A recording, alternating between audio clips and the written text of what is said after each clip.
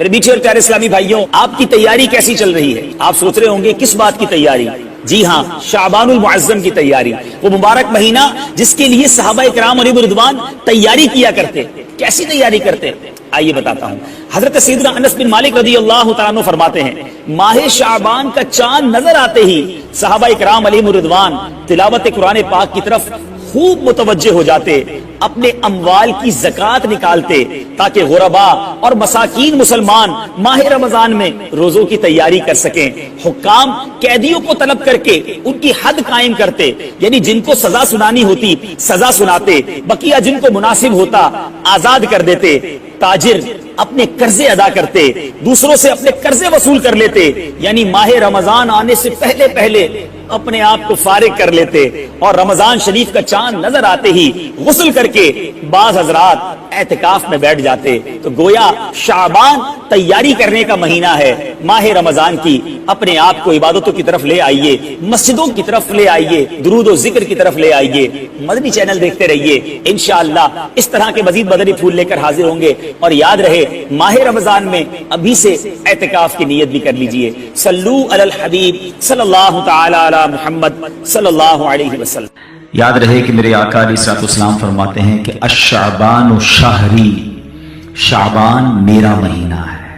ایک عاشق رسول کے لیے اس سے بڑی کیا سعادت ہوگی کہ جس مہینے کے بارے میں نبی پاک فرمائیں وہ میرا مہینہ ہے۔ اور ایک بڑی خوبصورت قرآن پاک کی آیت ہے جو اگر میں کہوں تو غلط نہیں ہوگا کہ بچے بچے کو قرآن پاک کی یہ آیت یقیناً یاد ہوتی ہے، اور وہ آیت درود ہے جس میں رب فرماتا ہے ان اللہ وملائکتہ یصلون علی النبی یا ایھا الذین آمنوا صلوا علیہ وسلموا تسلیما۔ درود پاک پڑھ لیں۔ اللہم صل علی سیدنا و مولانا محمد عدد ما فی علم اللہ صلاۃ دائمۃ بدوام ملک اللہ۔ آیت درود جو ہے یہ بھی ماہ شعبان میں ایک روایت کے مطابق نازل ہوئی ہے۔ تو اس سے پتہ چلا کہ شعبان یہ خاص درود پاک پڑھنے کا مہینہ ہے۔ اسی آیت کو تھوڑا سا سمجھتے ہیں۔ اللہ فرماتا ہے بے شک اللہ اور اس کے فرشتے اس نبی پر درود پاک بھیجتے ہیں، اے ایمان والو تم بھی ان پر خوب درود اور سلام بھیجو۔ قرآن پاک میں بہت سارے آرڈرز ہیں، بہت سارے احکامات ہیں۔ کہیں فرمایا نماز پڑھو، کہیں فرمایا زکوٰۃ دو، کہیں ہمیں حج کا حکم ملا، کہیں ہمیں بہت سارے آرڈرز ملے، کہیں یہ رب نے نہیں فرمایا کہ اللہ اور اس کے فرشتے یہ کام کرتے ہیں، اے میرے بندو تم بھی شامل ہو جاؤ۔ پورے قرآن میں یہی ایک کام اللہ نے قرآن میں فرمایا کہ اللہ اور اس کے فرشتے درود بھیجتے ہیں، اے مومنو تم بھی درود و سلام میں شامل ہو جاؤ۔ سبحان اللہ۔ اس سے اندازہ ہوتا ہے کہ درود پاک کی اہمیت کتنی ہے۔ البتہ یہ سمجھنا ضروری ہے اللہ کا درود پاک بھیجنا اور ہے، ہمارا اور فرشتوں کا درود بھیجنا اور ہے۔ ہم درود بھیجتے ہیں یعنی ہم ریکویسٹ کرتے ہیں، دعا کرتے ہیں اللہ کی بارگاہ میں کہ اے اللہ ہمارے آقا و مولا جناب رسول اللہ صلی اللہ علیہ وسلم پر رحمتیں نازل فرما، برکتیں نازل فرما، اور اللہ ان پر اپنی رحمتیں نازل فرماتا ہے۔ یہ اس کا درود بھیجنا ہے، ہمارا ریکویسٹ کرنا، ہمارا کام دعا کرنا ہے۔ اب ذرا سمجھیے کہ اللہ اور اس کے فرشتے درود بھیجتے ہیں۔ اچھا یہاں یہ بھی نہیں کہا گیا کہ اللہ اور اس کے فرشتوں نے ایک بار درود بھیج دیا، اے مومنو تم بھی درود بھیجو۔ یہاں لفظ لایا گیا یصلون، جو تھوڑی سی عربی گرامر سمجھتے ہیں انہیں پتا ہے یہ کنٹینیوسلی ورب کو دلالت کرتا ہے، یہ کنٹینیوسلی فعل، کنٹینیوسلی ورب کو دلالت کرتا ہے کہ ایک بار نہیں، مسلسل یہ درود جاری ہے۔ سبحان اللہ۔ تو آپ سوچیں کہ اللہ کے نبی پر ہر لمحہ لاکھوں کروڑوں اربوں درود جا رہے ہیں، تو میری اور آپ کے درود پڑھنے کی حاجت نہیں ہے، یہ تو ہم پر مہربانی کی گئی ہے۔ ہماری میمنی میں ایک جملہ کہا جاتا ہے کہ یار کوئی غریب آدمی آ جائے تو اس کو کھٹا دیا کرو، اس سے سودا لے لیا کرو تاکہ اس کا کام بھی بن جائے۔ تو ایکچولی مجھے اور آپ کو چانس دیا گیا ہے کہ درود پڑھ کر اپنی قسمت جگا لو، اپنے بھاگ جگا لو، اپنی نامہ اعمال میں نیکیاں لکھوا لو۔ تو ہمیں چاہیے کہ کثرت سے درود پاک پڑھتے رہا کریں۔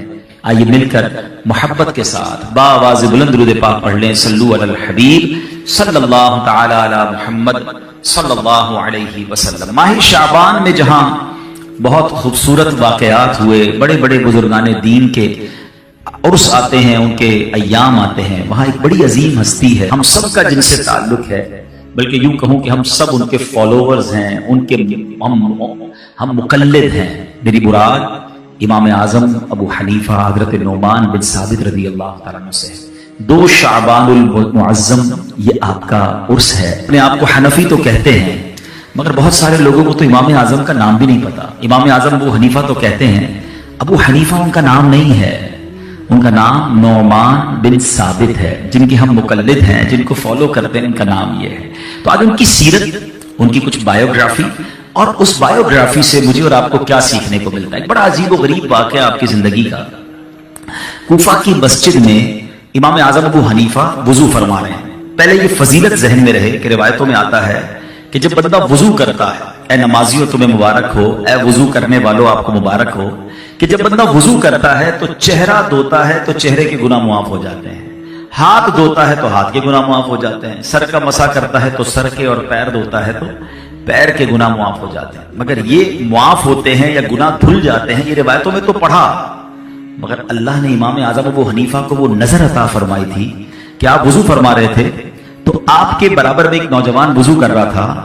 आपने वुजू करते करते उसके टपकते हुए कतरों को देखकर फरमाया, ए बेटा, माँ बाप की नाफरमानी से तौबा कर ले। शॉक्ड, यानी वो समझ गया कि इमाम आजम पहचान गए। उसने कहा, जी हुजूर मैंने तौबा की। अब आपने दूसरे शख्स से कहा जो वुजू कर रहा था, मेरे भाई बदकारी से तौबा कर ले। वो भी हैरान हो गया, कहता हुजूर मैंने तौबा की। एक शख्स के वुजू के कतरे टपक रहे थे, आपने कहा भाई शराब नोशी से, गाने बाजे से तौबा कर ले। अगेन वो हैरान तो हो गया, लेकिन फिर उसने तौबा की। अब जब ये वाकया हुआ तो इमाम आजम अबू हनीफा ने, यानी यहां ये पता चल रहा है कि अल्लाह पाक ने अपने बंदों को कैसी बसीरत और कैसी नजर अता फरमाई। मगर इमाम आजम अबू हनीफा का कमाल देखें कि आपने अल्लाह की बारगाह में दुआ की कि अल्लाह ये कमाल ये मुझसे वापस ले ले, क्योंकि इस नजर की वजह से, इस बसीरत की वजह से मुझे लोगों के ऐब पता चल रहे हैं। मेरे बराबर में कोई बंदा वुजू करता है, मुझे पता चल जाता है इसका कौन सा गुनाह धुल रहा है, और मुझे मालूम हो जाता है इसका ऐब क्या है। अल्लाह मैं लोगों के ऐब नहीं देखना चाहता, मुझसे ये कमाल वापस ले ले। सुभान अल्लाह। और ऐसा ही हुआ, आपकी दुआ कबूल हो गई और फिर आपको लोगों के ऐब नजर आना बंद हो गए। आप इससे 2 बातों पर अंदाजा कीजिए कि एक तो अल्लाह पाक ने कमाल कैसा दिया था, उनकी नजर कैसी थी, वो देख लेते थे जो हम नहीं देख सकते। मगर सोच कैसी थी कि हमें लोगों के ऐब नहीं देखने। अब यहां हम सबके लिए सबक है। हमारे यहां तो मामला ही उल्टा है। हमारे यहां बहुत सारे लोग तो दूरबीन लगा के बैठे हैं कि ऐब पता चल जाए, करता क्या है, उठता कब है, सोता कब है, जाता कहां है, कारोबार क्या करता है। भाई नई गाड़ी ले ली, चेक तो करो पीछे किधर से पैसे आ रहे हैं। नया घर फला सोसाइटी में, अभी तो घर छोटा था, इतना बड़ा कैसे हो गया। टेंशन शुरू हो जाती है, यानी तलाश में रहते हैं किसी की तरक्की कैसे हुई, कोई आगे कैसे बढ़ गया, किसी को उरूज कैसे मिला। और अगर पता चल जाए, देखिए इंसानों की बस्ती में रहते हैं, मैं और आप सारे इंसान हैं, फरिश्ता तो कोई नहीं है ना, तो इंसान तो होता ही। अल इंसान मुरक्कब मिनल खताई व निस्यान। What is the definition of human being, पहले ये समझ लीजिए। इंसान की डेफिनेशन ही ये है कि इंसान मुरक्कब है, मिक्सचर है मिस्टेक्स का और भूल का। ये तो होगा, गलतियां भी होती हैं, इंसान से भूल भी जाता है। तो अगर किसी का ऐब पता भी चल जाए, थोड़ी देर के लिए मान लिया कि उसमें ये प्रॉब्लम है या उसके घर का ये मसला है, अब क्या बनती है मेरी और आपकी जिम्मेदारी कि उसे ऐब को दूसरों को बताना, उसको एंजॉय करना। अरे भाई पता चला फला ने ये किया है, हाँ उसके बेटे का ये मसला है, वो बड़ी बड़ी बातें नहीं करता, हाँ उसकी बेटी का ये मसला है। और ये मेरी बहनें सुन रही हैं, इनको तो बस बॉल मिलने की देर है ना, फिर तो सीधा जाके सारे पूरे मोहल्ले को बताना है। क्यों? खुद सोचिए, मुसलमान का ये काम नहीं है। पहले तो ऐबों की जुस्तजू में ना रहे, ऐब तलाश करने की फिक्र में ना रहे, और अगर पता चल जाए तो उसको ऐसे भूल जाएं या ऐसे दबा दे जैसे अपने ऐब को छुपाते हैं। अब मैं आपको 2 हदीसें सुनाना चाहता हूं। इमाम आजम अबू हनीफा से मोहब्बत करने वाले बैठे हैं, इमाम आजम अबू हनीफा को फॉलो करने वाले बैठे हैं, फिर उनकी सीरत से कुछ सीखकर भी तो जाए ना।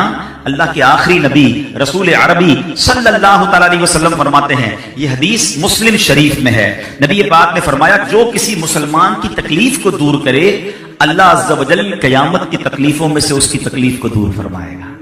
Whenever you find anybody, जब आपको कोई शख्स नजर आए जो किसी प्रॉब्लम में है, अगर आसानी है उसकी तकलीफ दूर करें। अच्छा ये भी बड़ा मसला है, हम लोगों की मुश्किलों को दूर करने का मतलब ये समझते हैं कि यार पैसे खर्च करने पड़ेंगे।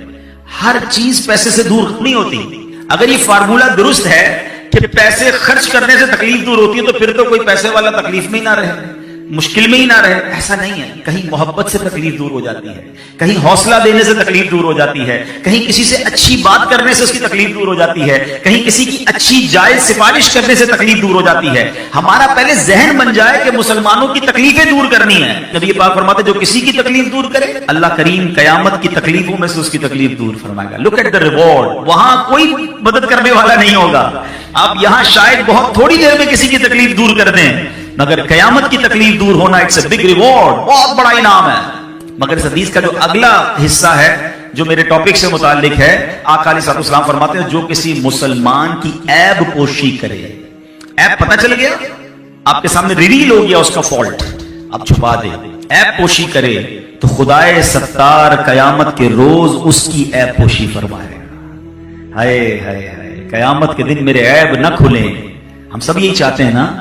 کتنے عیب ہے کبھی سوچا ہم نے؟ لوگوں سے چھپا کر گناہ کرتے ہیں، لوگوں کو پتہ نہ چلے، ہماری یہ فکر ہوتی ہے ارے بھائی فلاں کو نہ پتہ چل جائے، فون بند کر دو، لائٹ بند کر دو، علاقہ تبدیل کر دو. کتنے جتن کرتے ہیں لوگوں سے چھپانے کے لیے. مگر اللہ کتنا کریم ہے، ہمارے عیب چھپائے رکھے. لوگ کتنی عزت کرتے ہیں ہماری. مگر یہ سارے عیب اگر قیامت کے دن کھل گئے تو کدھر جائیں گے؟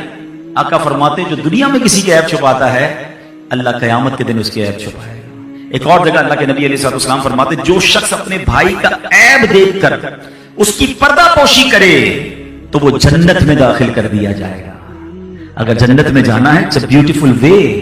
عیب پتہ چل جائے چھپائیں. جس طرح اپنے بچوں کے عیب ہم نہیں چاہتے، کہتے ہیں نا ہمارے ایک جملہ بڑا مشہور ہے، یار گھر کی بات گھر میں رہنے دو.